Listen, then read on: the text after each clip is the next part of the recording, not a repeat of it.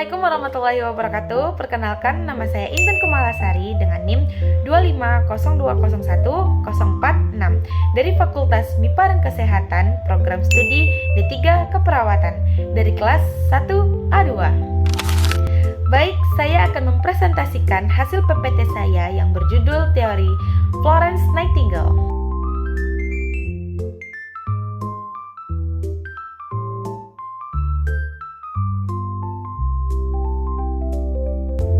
Siapa sih Florence Nightingale itu? Florence Nightingale merupakan pelopor ilmu keperawatan yang lahir pada tanggal 12 Mei 1820 di Florence, Italia. Dia diberi nama berdasarkan tempat kelahirannya, yaitu di Florence. Florence Nightingale wafat pada tanggal 13 Agustus 1910 di Mayfair, London, Britania Raya. Keluarga Nightingale adalah keluarga terpandang, makmur, terdidik, dan keluarga aristokrat Victoria yang tinggal di Derbyshire, London. Pada tahun 1851, ia mengikuti pelatihan keperawatannya untuk pertama kalinya di Kaiserwerth, Jerman. Setelah menyelesaikan pelatihannya, Florence berangkat menuju London dan bekerja sebagai seorang pengawas di Hospital Invalid Gentlewomen di London pada tahun 1853. Florence menerima permintaan dari Sidney Herbert yang merupakan Menteri Penerangan Inggris pada saat itu untuk menjadi sukarelawan pada saat perang di Turki.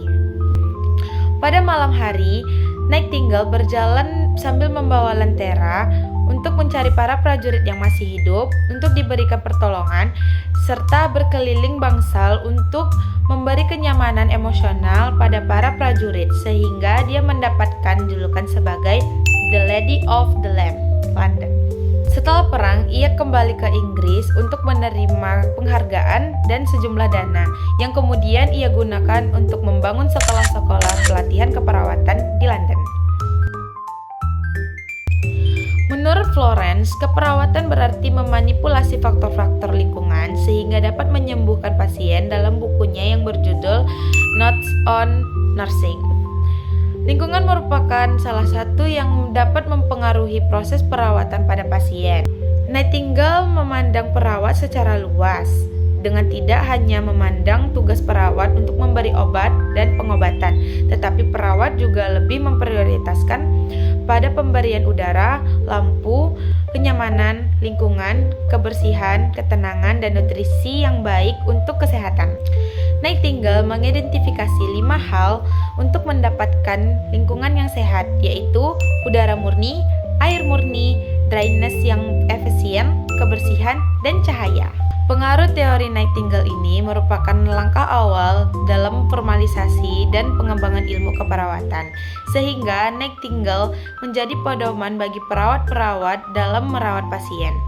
Ide dari Nightingale ini menjadi dorongan untuk berpikir produktif bagi perawat dan profesi kesehatan lainnya.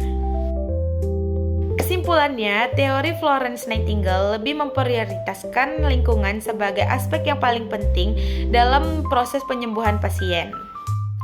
Dan Florence juga mengajarkan kepada perawat lainnya untuk berpikir tentang memberikan kenyamanan lingkungan pada pasien.